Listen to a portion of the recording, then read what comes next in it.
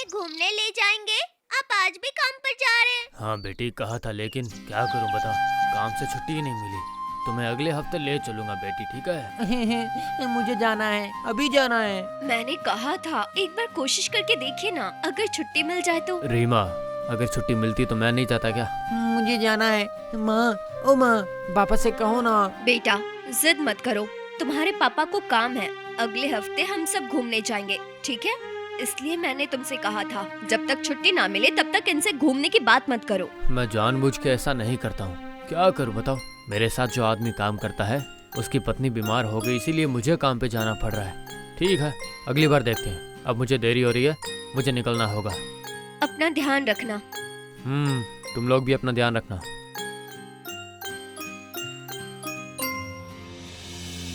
मैं सुधीर हूँ। मैं एक गरीब परिवार का लड़का हूँ। हम इतने गरीब थे कि पिताजी के समय हम किराए के घर में रहते थे। मैं पढ़ाई में बहुत अच्छा था। सोचा था जीवन में कुछ करूँगा और हमारी किस्मत से गरीबी का निशान मिटा दूंगा, लेकिन ऐसा नहीं हो पाया। घर की जिम्मेदारियों की वजह से मुझे पढ़ाई बीच में छोड़नी पड़ी, छोटी मोटी नौकरी करनी पड़ी। समय बीतता गया और फिर मेरी शादी हो गई। माँ पिताजी भी गुजर गए। जिंदगी में बहुत कुछ हुआ, लेकिन फिर भी मैं गरीबी में ही रहा। मैं नहीं चाहता जो तकलीफें गरीबी की वजह से मैंने उठाई वो मेरा परिवार उठाए। इसलिए मैं रात को सिक्योरिटी गार्ड की नौकरी करता हूँ और दिन में बच्चों को पढ़ाता हूँ। हम घूमने जाने वाले थे, लेकिन ऐसा नहीं हो सकता। वही जो मैंने बताया, मेरे सहकर्मी की पत्नी बीमार हो जाने की वजह से मुझे उसकी जगह काम पे जाना पड़ रहा है। चलिए आप खुद ही देख लीजिए।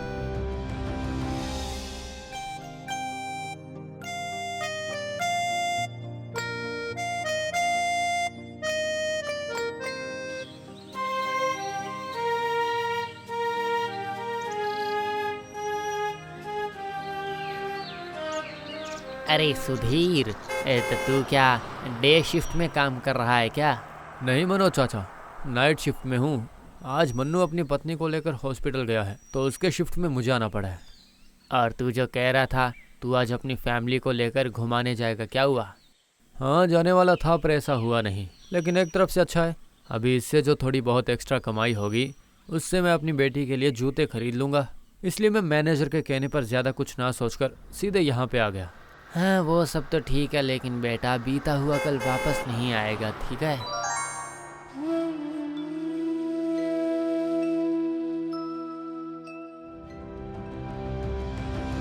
चाचा ने सही कहा था, बीता हुआ कल कभी वापस नहीं आता है।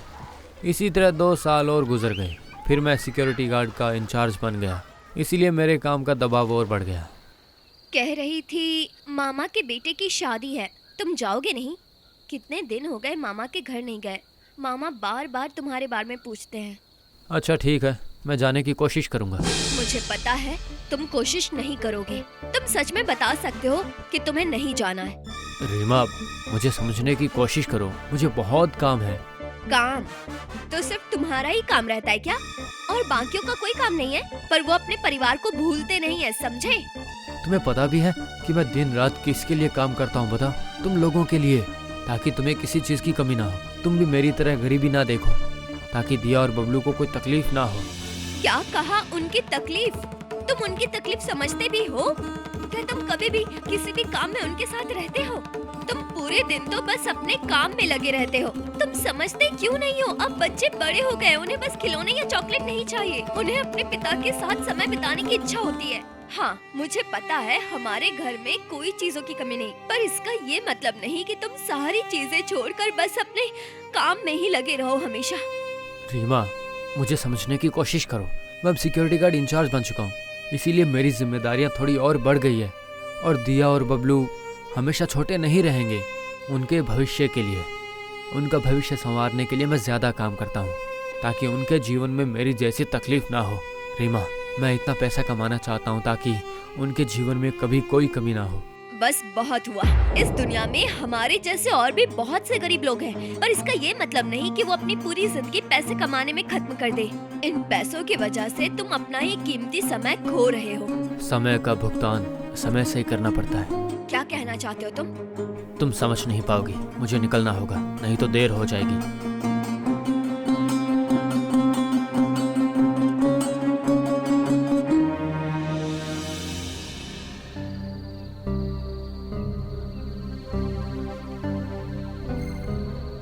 समय का भुगतान समय से करना पड़ता है। रीमा, तुम्हें कैसे समझाऊं? अगर आज समय नहीं देंगे तो कल अच्छा समय कैसे आएगा? मैं ये कभी नहीं चाहूँगा कि तुम्हें ये एहसास दिलाए कि गरीब होना किसी श्राप से कम नहीं है। मुझे आज भी याद है जब मैं 7 साल का था। क्या रे, सिर्फ देखना ही है या खरीदने का मन भी है? रोज आ जाता है। आखिर बात क्या है? कहीं चोरी करने का इरादा तो नहीं है? नहीं चाचा, मैं चोर नहीं हूँ। मेरे पास पैसे नहीं है, इसलिए खरीद नहीं सकता। अच्छा, पैसे नहीं है? तुम्हारे जैसे गरीब को अंदर आने देना ही नहीं चाहिए था मुझे। यहाँ खड़े रहने से बेहतर है कहीं जाकर काम कर ले, समझा? नहीं तो कहीं जाकर भीख मांग ले, उससे तुम्हें कुछ पैसे मिल जाएंगे। चल चल, भाग यहाँ से। मेरे पिता एक कपड़े की दुकान में काम करते थे। उनकी इतनी कमाई नहीं थी कि वो मेरे लिए महंगे खिलौने खरीद सके। वो मुझसे कुछ भी नहीं कहते थे, लेकिन मैं समझ सकता था। उस दिन मैंने तय कर लिया था कि मैं एक दिन बड़ा आदमी बनूंगा, और तब से लेकर आज तक संघर्ष जारी है। हाँ, ये तो ठीक है कि बड़ा आदमी बनने के लिए संघर्ष करना पड़ेगा, लेकिन इसका मतलब ये नहीं कि हम आज को जीना छोड़ दें। समय किसी के लिए नहीं रुकता सुधीर, वो अपना काम ठीक से करता है। हाँ, पता है वो अपना काम ठीक से करता है चाचा, इसलिए मुझे कभी कभी बहुत डर लगता है। जानते हो मनोज चाचा, मेरा तो टीचर बनने का बहुत मन था, लेकिन पैसे की कमी के कारण मुझे छोटी उम्र में ही काम करना पड़ा और मैं सिक्योरिटी गार्ड बन गया। हम गरीबों की इच्छाओं का कोई मोल नहीं होता है। यही समय उनकी इच्छाओं को मारकर उन्हें अपने हिसाब से चलाता है, लेकिन बड़े लोगों के लिए ऐसा नहीं होता है। अच्छा सुधीर, अब मैं चलता हूँ बेटा। मनोज चाचा, आपको 2 दिन की छुट्टी चाहिए थी ना, वो मंजूर हो गई है। साहब तुम्हारी वजह से। नहीं चाचा, आपकी ही छुट्टी है। और तुम्हारे पास? उस दिन मनोज चाचा के सवाल का मेरे पास कोई जवाब नहीं था। इसी तरह 10-12 साल गुजर गए। इस दौरान मैं सिक्योरिटी गार्ड एजेंसी का मालिक बन गया। अब मैं गरीब नहीं था, अब मैं बड़ा आदमी बन चुका था। मेरे पास सब कुछ था, कार, घर, सब। बस एक चीज़ नहीं थी, समय। मेरी छोटी सी दिया और बबलू अब बड़े हो गए हैं। वो दोनों अभी लगभग 18-20 साल के तो हो गए हैं, लेकिन इतने सालों में मैं उन्हें कभी समय नहीं दे पाया हूँ। फिर मैंने एक प्लान बनाया। अच्छा ठीक है, इस बार मैं कोई बहाना नहीं करूँगा। तुम लोग बताओ, तुम्हें घूमने कहाँ जाना है? पापा, आप सच कह रहे हैं? हाँ बेटी, मैं सच कह रहा हूँ। नहीं दीदी, तुम देखना, पापा फिर झूठ बोल रहे हैं। अरे मैंने कहा ना मैं जाऊँगा। अरे तुम लोग चुप रहोगे? ये कब से कह रहे हैं, फिर भी तुम लोग। रीमा, इन्हें कहने दो।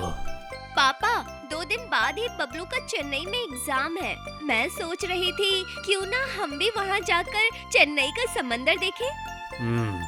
ये तो मैंने सोचा ही नहीं। अब ठीक है, तुम लोग कल ही निकल जाओ। मेरी एक मीटिंग है, मैं मीटिंग के बाद सीधा वहाँ पहुँचूंगा। ये देखो, पापा का बहाना शुरू हो गया। बबलू, अपने पिता से इस तरह बात करते हैं? सॉरी पापा।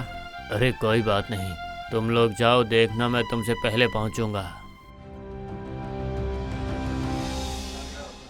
जैसे मैंने कहा था मैं पहुँच गया, लेकिन